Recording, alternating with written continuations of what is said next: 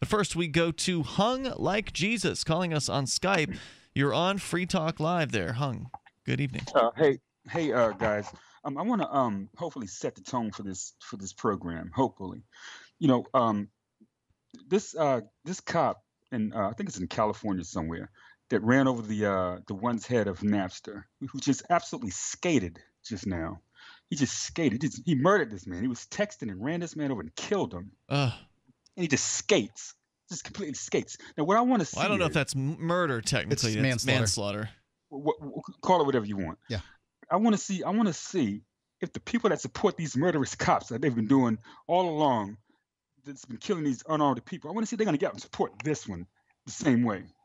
You know, Because this is the white person that he killed, that he ran over, that he murdered. Call it what you want. He murdered this person. He was texting. If I'm texting and I kill somebody, I'm going straight to prison. That's the God's honest truth. I didn't look at the comments on this. I should have gone and hunted down the comments for, the apologist, because they're always out there.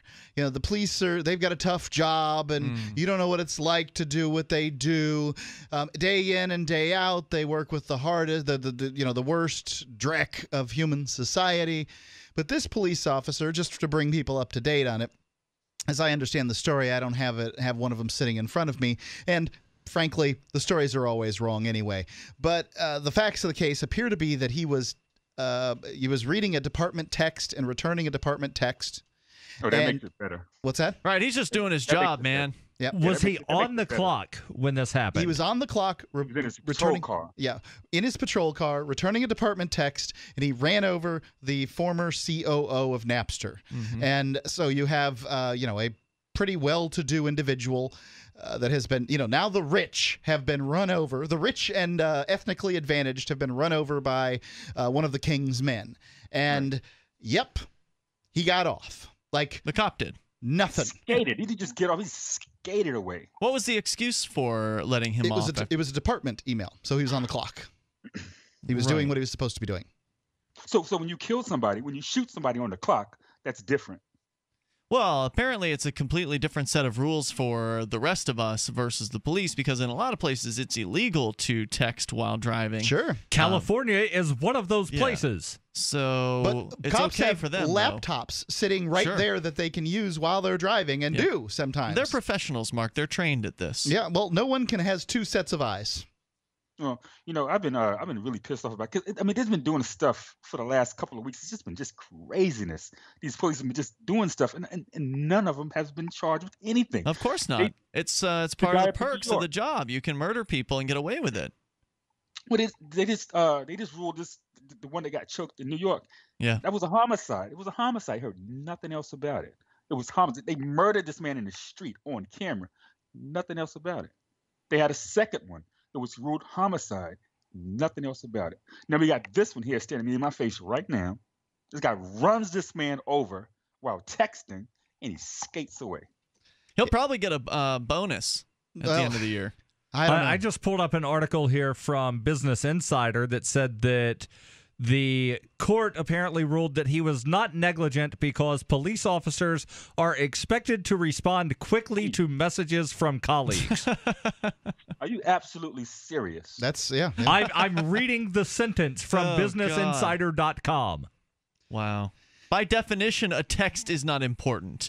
If it were an important communication, it would come over his two-way radio. It would come over. Explain that to his family. He was doing his job, and your husband just happened to be in his way. He veered off to the left, and your husband just happened to be in his way. He was doing his job. Understand that. Also says that Barry, shut up.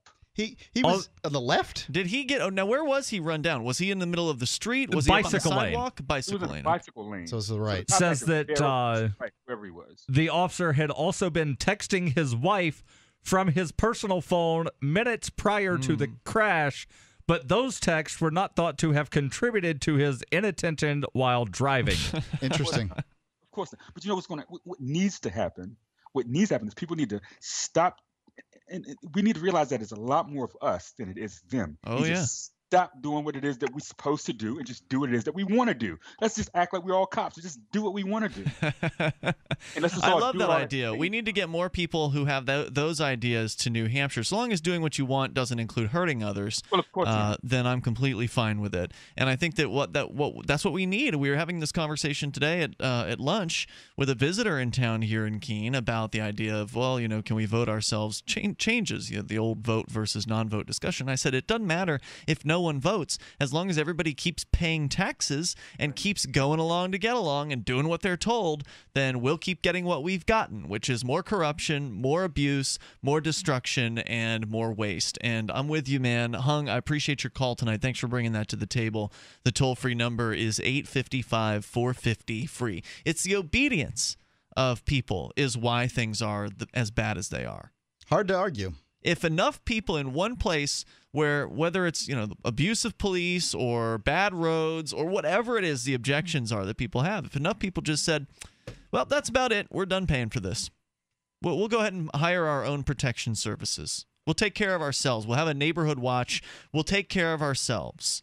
And if they just decided to stop paying taxes to these people, they couldn't put us all in jail. You really have to ask yourself, what would be how much worse could it be if you had private protection services? Okay, so consider that you wouldn't have the bill for police any longer. That would come off your property taxes. I don't know what you pay annually for police, but I don't know either. I don't. I don't know.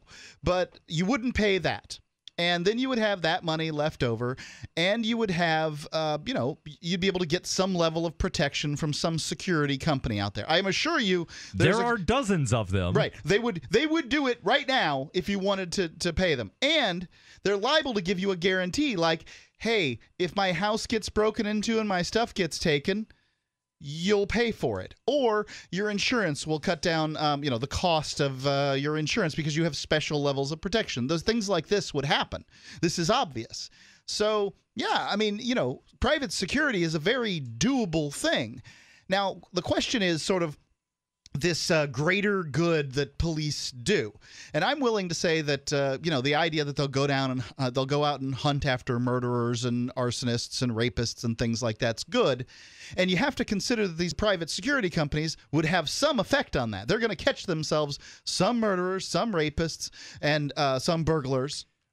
Now, they may catch more if there's enough people that use these private protection services, in which case we clearly have a more effective system. I don't know if it costs more or if it costs less, because I do think that police services are, that tickets manage to offset some of the costs. So if you can send a cop out, wait a second. In New Hampshire, they go to the general fund in the state. They do, but the state has state police who then issue tickets. Yeah. So yes, every $250 ticket cost, is a. But the local cops don't benefit directly from writing tickets. Not in New Hampshire. But just about every other state they do. That's true. There are many states, many towns that essentially are financed. Like Waldo, Florida. Yeah, but lots of them that are essentially financed. There's one out in Colorado that apparently financed with tickets. Yeah, they've issued more obstructive view tickets than Colorado, Boulder, and Aurora combined. Excuse me, Denver, Boulder, and Aurora combined. Free Talk Live, 7 nights a week from 7 to 10 Eastern, live on the Liberty Radio Network at LRN.FM.